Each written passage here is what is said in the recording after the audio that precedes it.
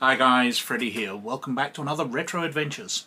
At the end of another week and the end of another poll, we've got the slimmest of wins by Harlequin for Shadowrun from 1990. Now I'll have a look at that on the desktop in a second, and as usual I'll be back at the end of the video with some other channel related stuff and some other information about the poll.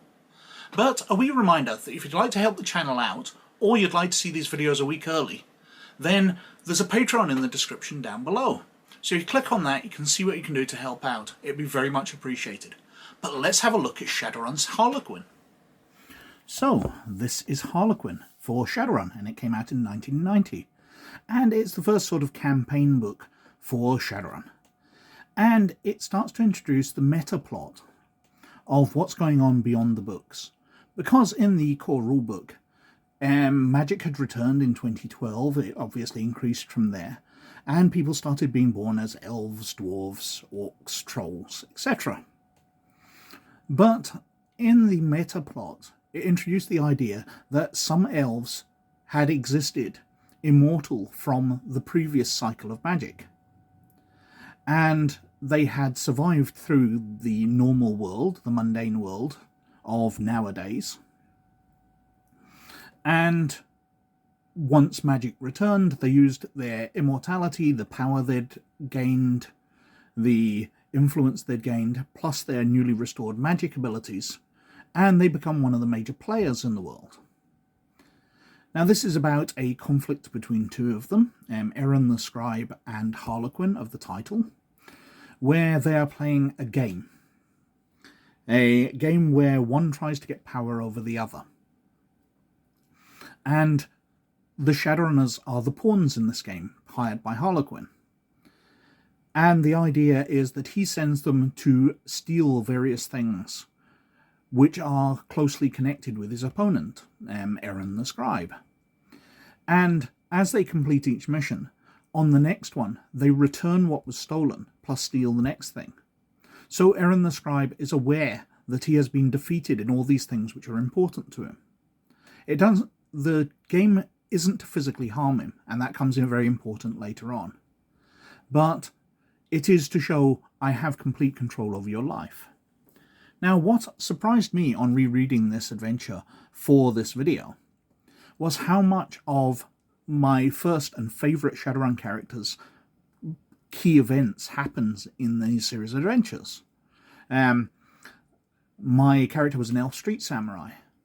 And in one of the early sections of this, you go on a mission to Europe. But you've not to look like a Shadowrunner, so you are given, or at least our party was given, a small amount of money to buy holiday clothes, to disguise yourself just as ordinary tourists going over to Europe. But my character was street level, so in his mind, everybody going on holiday tends to be wearing garish coloured clothes, big hats, sunglasses, so he bought himself like Bermuda shorts, Hawaiian shirt, and ends up trekking around the mountains of Germany in brightly coloured holiday clothes. And they kind of stuck with the character forever after that. In another adventure, you get to break into somewhere, and it's guarded by bar guests. And my character kidnapped one of the bar guests and trained it and kept it. It was his pet. And in one of the other adventures, when the enemy elf is trying to get back at you and stop the Shadowrunners from taking part in the game, so he won't lose it, the players get kidnapped and tortured. And my character got revenge on the person that kidnaps and tortured them by cutting off his manhood and keeping it in a jar, pickled in vinegar, for the rest of that character's life. It was written on his character sheet. So many of the key elements which shaped my character and made him interesting comes out of this. Now it's a series of adventures, and it's designed to be played in between other adventures. In fact, one of the parts of it leads you to believe it's kind of a random adventure before revealing it's part of Harlequin itself. But let's have a look at the back of the book. Imagine a hatred that has endured for 5,000 years. The Shadowrunners are sent on a string of missions, collecting obscure items, all seemingly unrelated, or are they, from the streets of Seattle to the frigid heights of the Bavarian Alps, From the magical mayhem of Columbia, Missouri, to the headwaters of the Amazon, the adventure unfolds. Who had gone all this trouble to destroy one man, and why? A datafile, an ancient magic tome, a flower, a collection of elven ears, the manuscript of a soon-to-be-released bestseller, a young woman of mysterious heritage, a world-famous elven social theorist. All are pieces to the puzzle. Finding them is one thing, putting it all together is another. Harlequin is a series of 8 adventures for Shadowrun, designed to be interwoven into an already existing campaign. Over the course of these adventures, the players are presented with a progressively larger picture of a very complex tale of revenge. Now, it's edited by Tom Dowd, but the authors of each section are different. So we've got W.G. Armentrout, Tom Dowd, Jerry Epperson, John Fognan, Paul R. Human, James D. Long, Lester W. Smith, and Ken St. Andre. Now, a number of those names are very familiar to me, as they wrote lots of great stuff for Shadowrun and many other role-playing games. There's a lot of talent in here. Now, flicking into the book, we can see that FASA Corporation's publishing is very high quality, as it always was. It's slightly different to the later books, which we've been covering recently. It doesn't have all the Shadowland stuff. It's more traditionally laid out, the table of contents. We get into a short story. Sorry, I skipped over. Each section also is illustrated by different people. So not only do we have different writers for each section, but different artists for each section as well. So the look of each adventure is very different, and the tone, which does make it quite interesting. Back to the introduction. Talks you through Games Master's notes, how to use this book, and an overview of the plot. And then we're on to the first adventure, Physical. So, in this one, the players must break into a publishing company and steal a page of a manuscript. They must also delete copies of it from the server.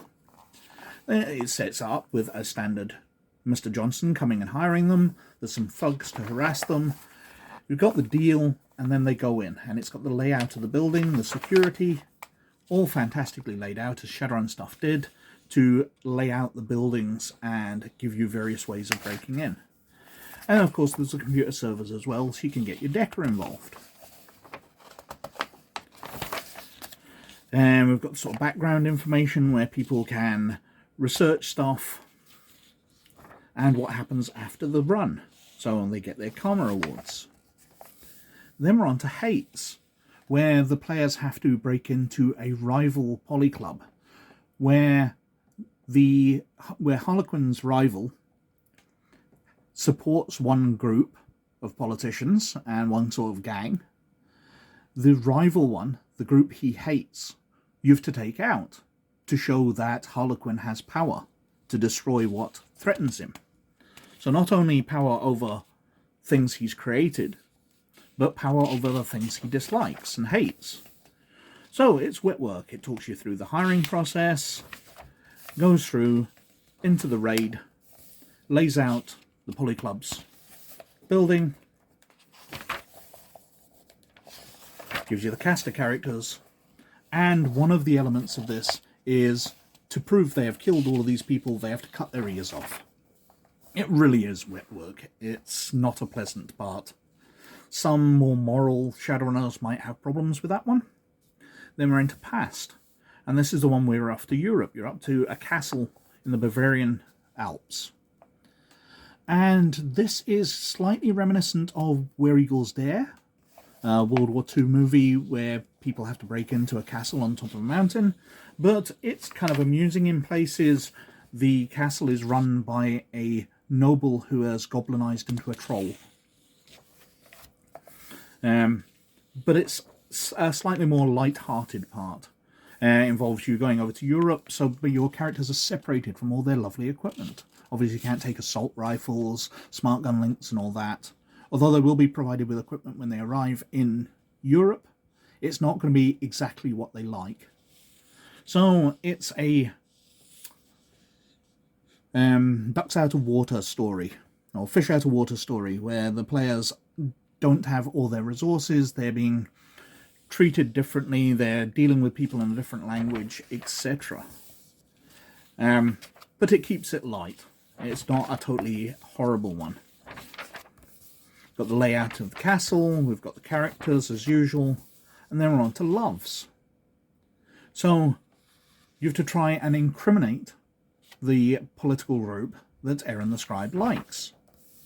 And this is a more social situation. So again, taking the characters out of their comfort zone and making them deal with people on a better level. Of course, things can go south and Shadowrunners can shoot everything up as usual.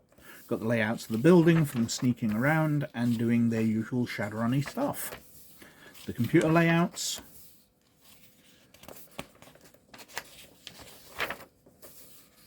When things go wrong. The legwork when they investigate everything. Then we've got Counterstroke. Now this isn't an adventure where you're getting hired by Harlequin to go against Aaron the Scribe. It sets it up that you're being hired by somebody completely different. And then when you're about to go on that mission, or you're about to be hired, Aaron the Scribe's hired a rival team to take you out and kidnap you. And the situation's a much shorter adventure because you are dealing with the attempt to kidnap you, and then anybody who's kidnapped ends up imprisoned. They have to deal with the situation. If any players weren't, then they have to try and track down their comrades and rescue them.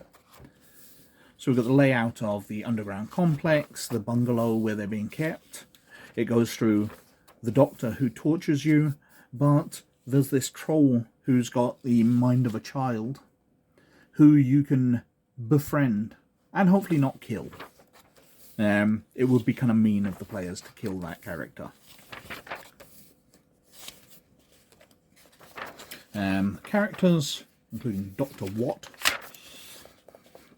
Then we've got spiritual. So the players have to travel again. Havgun will travel. And they're traveling to South America. So once again, they're fish out of water. They're not in the city streets where they're familiar with. Shadowrunners often are not much more than gang members. But they're going into the jungle. These are situations which they are not used to. And you're trekking through the jungle and trying to find this complex to break into and steal something from. Then we've got Future, which is a kidnapping story. It mentioned on the back cover, a young woman of mysterious heritage. Well, Harlequin wants her kidnapped. So you have to track her down, head into Missouri, find her and kidnap her. But of course, the kidnapping isn't straightforward. Her situation isn't quite normal. So it can be very trying for the Shadowrunners. And then finally, the last adventure is Present, where they arrive back in Seattle, their home ground. They've got their kidnapped victim in tow, presumably, and she, amongst other things, are used as part of a ritual to strike at Aaron the Scribe. But things go wrong. And the Shadowrunners are sent to the physical location of Aaron the Scribe, his mansion, which is on the side of a volcano, which has just started to erupt because of the magic going around. And they have to check that he's all right. And, if they want, there's a dragon involved as well. So, lots of fun can be had in the final part of it. But they really start to get a glimpse of what's going on. One of the leaders of the Elven nation of Tirtangaya gets involved and sends his team in there because they're worried about Aaron the Scribe. It gives you lots of background information, although it doesn't tell you too much about the overplot of what's happening. It kind of leaves it mysterious. We've got a section here with master legwork, various characters that you can investigate, how to travel around, how to run Harlequin, and then we've got the player handouts. Now, Harlequin is obviously a first edition adventure, but it's not particularly limited by time. It's not like it deals with the government in any particular format. It really could be played today as well as it could be played in the past. Obviously, some of the characters will be out of date, so you would have to use ones out of the more modern rulebooks if you're using 5th or 6th edition. But the adventure itself doesn't really change. You could easily play it. There's problems with Harlequin's back, but we'll deal with that if we reach it. But Harlequin itself is fairly straightforward and doesn't involve any particular time period of the Shadowrun universe, because obviously the Shadowrun universe has changed quite vastly between the 2050s when the game was released and the 2070s when it's set now. But Harlequin as an adventure really doesn't involve any of that and could still be played to this day.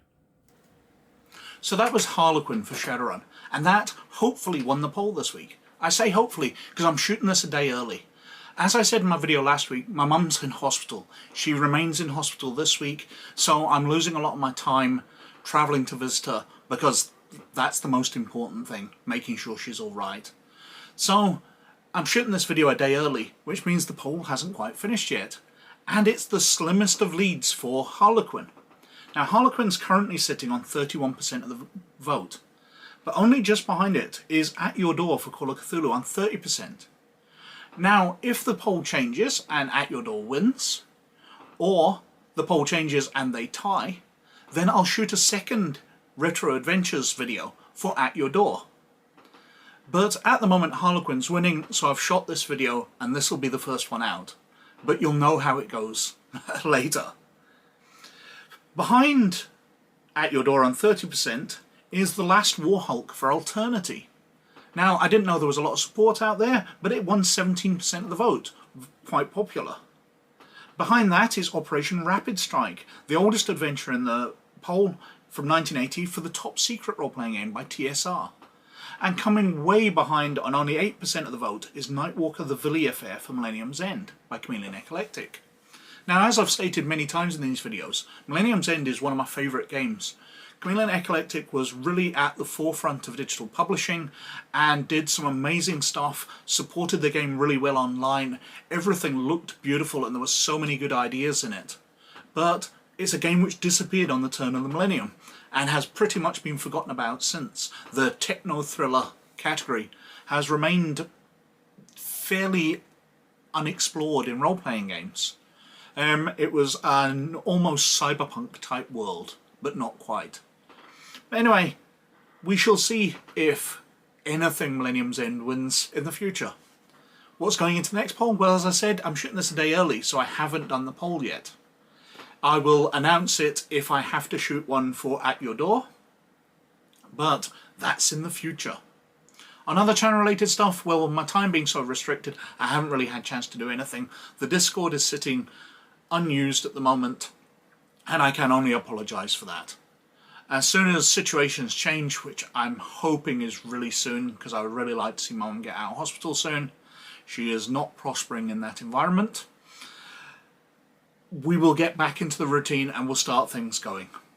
But anyway, I've whittled on for quite long enough, especially since I don't have much to say. So thank you very, very much for watching. But most of all, as always, you look after yourselves and your loved ones. And I'll catch you later. Bye now.